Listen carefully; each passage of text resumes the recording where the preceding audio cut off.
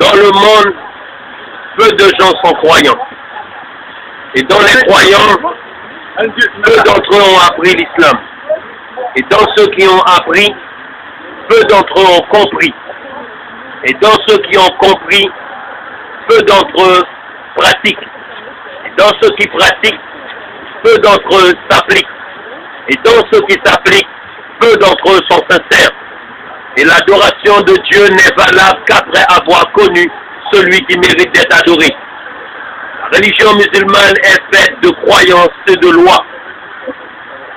La connaissance dans la croyance est plus importante que dans les lois. La connaissance au sujet de Allah. Il est impossible un acte sans acteur, impossible un livre sans auteur, impossible un monde, un univers sans créateur.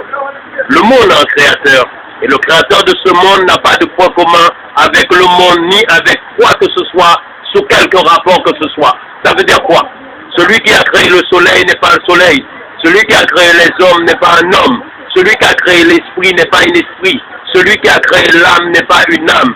Celui qui a fait la table n'est pas la table. Celui qui a fait le repas n'est pas le repas.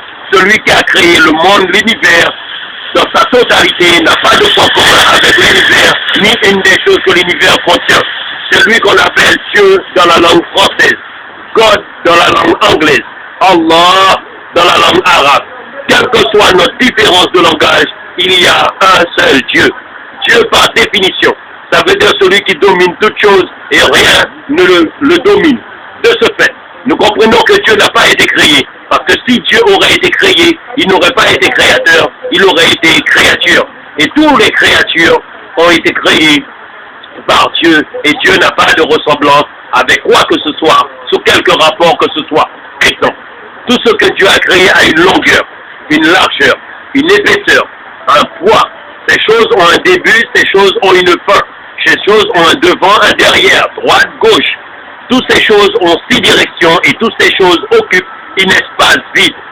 Dieu n'a pas de longueur, il n'a pas de largeur, il n'a pas d'épaisseur, il n'a pas de poids, il n'a pas de début, il n'a pas de fin, il n'a pas de haut, il n'a pas de bas, il n'a pas de derrière, il n'a pas de devant, il n'a pas de point commun avec quoi que ce soit, sous quelque rapport que ce soit.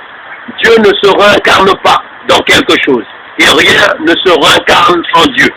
Dieu ne se détache pas de quelque chose et rien ne se détache de Dieu. Quoi que tu puisses penser ou imaginer, sache que Dieu en est différent.